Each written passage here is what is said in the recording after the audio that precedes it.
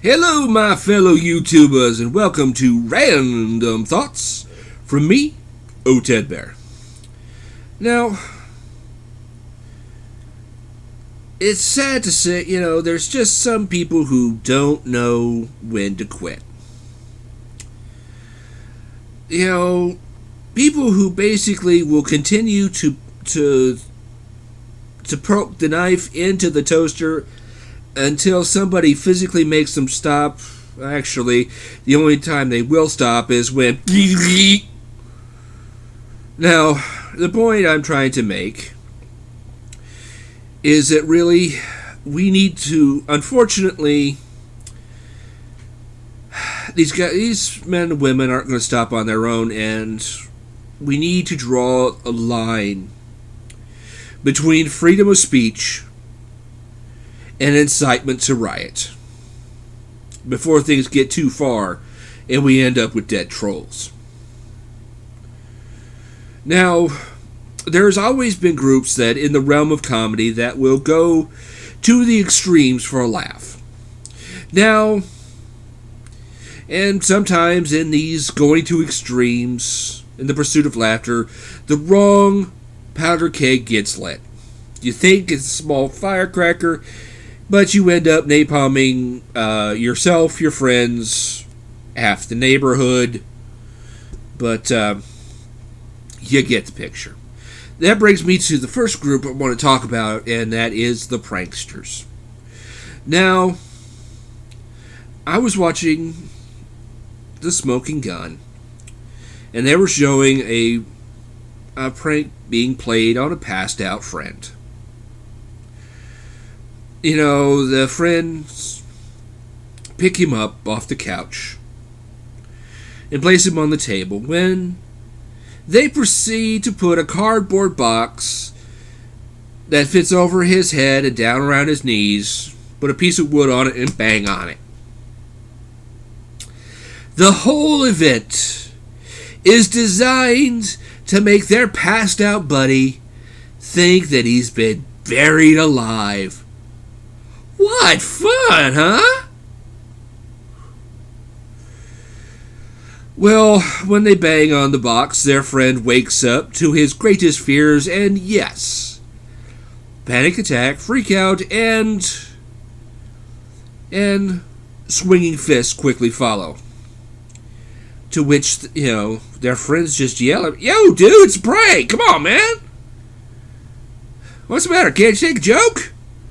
Well, here are my thoughts on that. Now, if you're man enough to play with the primal fight or flight response, you're not always going to get and run away. Every once in a while, you are going to get somebody who is going to take your head off. If you're mad enough to play with that kind of emotion, you have sowed the seeds of a butt whooping and reap the harvest, man. Reap the harvest. Now, it's the same with trolls, except that you don't have that instant backlash. You'll have people yelling at them immediately, but... Now, I read the story of Robin Williams' daughter, Zelda, on social media. Now, the fact that I really understood a lot of, given my senior class, we lost 3 people to suicide, and there was almost a 4th. And given the fact that I grew up a Navy brat, the perpetual new kid, and with a very large target on my overweight butt, I understood, it really made me feel for her. Now, hearing what happened to Zelda, I found a new level of aggressive expression. Not that I would do it, but, it's thoughts that come into your head when you hear about this stuff. When you hear about trolls messaging somebody whose father has just committed suicide, actually blaming her for his death, I start to thinking about crushing parts of said troll's anatomy and then removing them with a mixture of lemon juice and industrial battery acid. And, these trolls think that they are invisible. But you're not as invisible as you might think. Don't believe me? Take a minute. And try searching for yourself. And what doesn't pop up immediately is always available for a low subscription fee. If you don't believe me, try it yourself. And also, if you piss off people enough, there's probably somebody out there who knows you, who will dime you out in a heartbeat.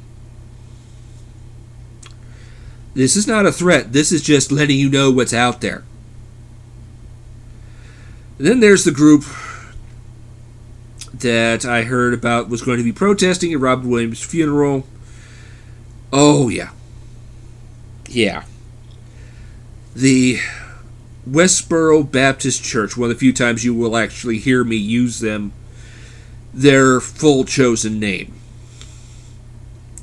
Now, with protest signs, I'm pretty sure if you've heard of these guys, you know what they do. I mean, these guys are looking to invoke violence. They're not freedom of speech. They are looking to invoke violence. I've got much more to say about them, but since I want to keep this the length of this video down, I thought I would just talk about them later. Oh, I could just feel my blood pressure boiling just talking about them this much.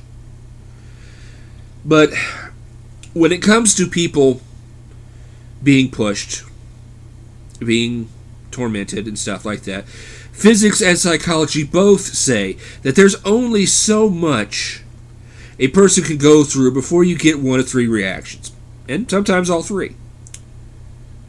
They crush, from simple heartache to suicide. They harden. They get this shell that nothing can get through, not the hate or even the love. And that ain't cool either. Or the third, they explode. They lash out in all directions, seeing everyone as a part of their pain that must be eliminated. And they become part of the group called the obviously crazies that the media loves to talk about. Now, I'm not saying that these groups need to be stopped because I haven't any sympathy for the pranksters, the trolls, or the hate mongers. No. Only God can judge, and you know what? I'm perfectly willing to let God judge them. But it's the people who end up lashing out. The people who wind up ruining their lives because they got pushed too far.